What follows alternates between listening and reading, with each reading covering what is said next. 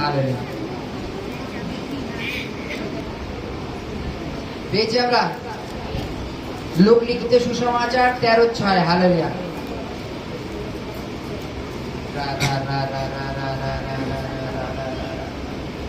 Hallelujah.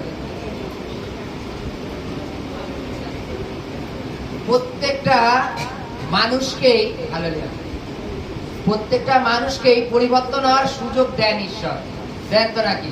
Hallelujah. আর এই গোপাল দাও এখানে বারবার জোরে জোরে প্রচার করে একটা কথাই বলে যে তোমরা পরিবর্তন হও, পরিবর্তন হও সর্ব বিষয়ে। বাইবেলের কাছে ঈশ্বর যে 10টা আজ্ঞা দিয়েছে তার মধ্যে যদি তুমি একটা আজ্ঞা পালন না করো, বাইবেলের কাছে তুমি সমস্ত আজ্ঞায় হোঁচট খেয়েছো। আচ্ছা, জানো তো নাকি? যাকব অধ্যায় 2:10। হালেলুয়া। আজকে মনে করো বাইবেলের কাছে যিনি আজ্ঞা দিয়েছেন ব্যভিচার করিও না, তিনিই তো আবার আজ্ঞা দিয়েছেন নরহত্যা করিও না। তা তুমি ব্যভিচার করছো না, ঠিক আছে, নরহত্যা তো করছো, তাহলে তুমি কার আজ্ঞা উল্লঙ্ঘন করছো? ঈশ্বরেরই। হালেলুয়া। তদ্দূর যে কেউ মানসিক অভিলাষে চলে, যে কেউ জাগতিক অভিলাষে চলে, সে এখনো ঈশ্বর থেকে দূরে আছে। হালেলুয়া। কারণ মানসিক অভিলাষ আমাদের কখনো ধার্মিকতার পথে নিয়ে যেতে পারে না। হালেলুয়া। চলো সবাই একটু করছে, আমি একটু করলে কি হয়েছে? আবার পরের দিন প্রার্থনায় গিয়ে সব ধুয়ে ফেলবো। হালেলুয়া। পরের দিন আবার প্রার্থনায় গিয়ে ধুয়ে ফেলবো। যদি তেমন হয় তাহলে এক কাজ করি না আমরা, যে সপ্তাহে একদিন বা মাসে একদিন করে আমরা ওই গঙ্গা ট্যুর করি, গিয়ে সবাই একদিন করে ডুব দিয়ে চলে আসবো নাকি? শুদ্ধ হয়ে যাবো। বাইবেল তো আমাদের শুদ্ধ করতে পারছে না, এমনটা ব্যাপার, তাই তো? হালেলুয়া। আমি এখন যে ঘটনা পড়ছি লূক লিখিত সুসমাচার 13:6, এখানে লেখা আছে, আর তিনি একটি দৃষ্টান্ত করিলেন, কোন ব্যক্তি দ্রাক্ষা ক্ষেত্রে তার একটি ডুমুর গাছ রোপিত ছিল, আর তিনি আসিয়া সেই গাছে ফল অন্বেষণ করিলেন, কিন্তু পাইলেন না। তাহাতে তিনি দ্রাক্ষা পালককে কহিলেন, দেখো, আজ 3 বছর আসিয়া এই ডুমুর গাছে ফল অন্বেষণ করিতেছি, কিন্তু কিছুই পাইতেছি না, ইয়া কাটিয়া ফেলো, এটা কেন ভূমি নষ্ট করে? সে উত্তর করিয়া তাকে কহিল, প্রভু, এই বৎসর ওটা থাকিতে দিউন, আমি উহার মূলের চারিদিকে ঘুরিয়া সার দিব, তারপরে উহাতে ফল ধরে তো ভালো, না হয়তো কাটিয়া ফেলিবেন। হালেলুয়া। আমরা তো এটা বুঝি নাকি?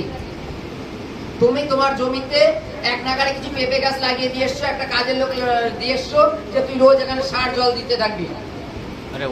মালিক প্রত্যেক মাসে আশা করে যে এই গাছের থেকে আমি 1 মণ করে পেঁপে বিক্রি করব।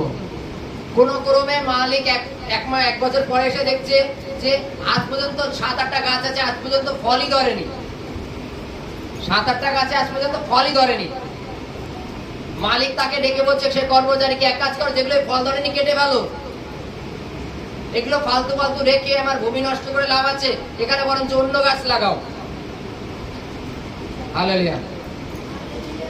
সেই কর্মচারী বলছে, মালিক এক কাজ করেন, একে আর একটা বছর থাকতে দেন, আর এক সিজন থাকতে দেন, আমি এক গাছটা গোড়াটাকে ভালো করে খুঁড়বো, খুঁড়ে ওটাকে মাটিটাকে উর্বর করবে, একটু সার দেবো, একটু জল দেবো, তারপর যদি গাছে ফল না ধরে তখন কেটে ফেলাবেন। হালেলুয়া। বোঝে, তখন কেটে ফেলাবেন। বাইবেলে বলছে যে আজকে তদ্রূপ আমরা তো ভূমি নষ্ট করছি না তো? হালেলুয়া। আমরা ভূমি নষ্ট করছি না তো? প্রচারের মাধ্যমে বারবার যখন আমাদের বলছেন পরিবর্তন হবার জন্য, হালেলুয়া, প্রচারের মধ্যে যখন বারবার আমাদের বলছে যে তোমরা পরিবর্তন হও, পরিবর্তন হও, তোমাদের কাছে ফল নেই কেন? ফল নেই কেন? তোমাদের মধ্যে ধার্মিকতার ফল নেই কেন?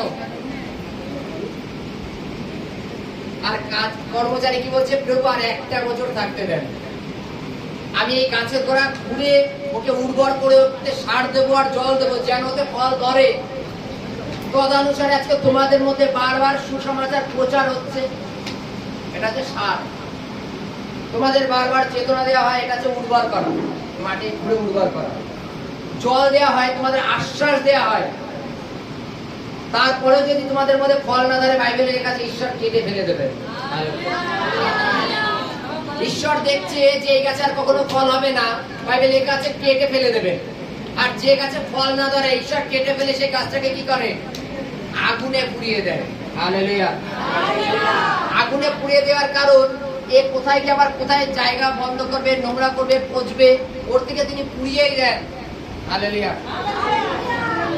কোন ক্রমে কোন গ্রামের মানুষ কেউ যদি খুব মানে বদমাইশ হয়, পাপী হয়, তাকে গ্রামের থেকে তারই অনেক দূরে পাঠিয়ে দেয়, যে ওর সঙ্গ দোষে আর 5টা লোক যেন খারাপ না হয়। বুঝি তো নাকি? আলুর বস্তায় একটা আলু পচে গেলে কি করি আমরা? ওই আলুটাকে তার আলুর পাশে রেখে দিই না, দূরে ফেলাই দিই, যেন আর আলুগুলো পচতে না পারে। ঈশ্বর বলছেন তোমাদের মধ্যে সুসমাচার বারবার দেওয়া হচ্ছে, তোমাদের মধ্যে সার দেওয়া হচ্ছে, জল দেওয়া হচ্ছে, মাটিটাকে উর্বর করা হচ্ছে, তবুও তোমরা কেন পরিবর্তন হচ্ছে না? ঈশ্বর বলছেন আমি আর 1 বছর দেখব, যদি ফল না আমি কেটে ফেলে দেবো। আমরাও তো কম বুদ্ধিমান না, না? আর 1 বছর সময় দিয়েছে, চলো আর 1 বছর তো মানসিক বিলাসে চলে যাক, 11 মাস তো চলে যাক, ঠিক 1 বছরের মাথায় গিয়ে আবার যাতায়াত হয়ে যাবে। বাইবেলে লেখা আছে যীশু খ্রিস্ট কবে আসবেন আমরা কেউ জানি না, কিন্তু তিনি যখন আসবেন আমরা যেন তার জন্য তৈরি থাকি। আমরা যেন তার জন্য তৈরি থাকি। কোন বিষয়? সর্ব বিষয়।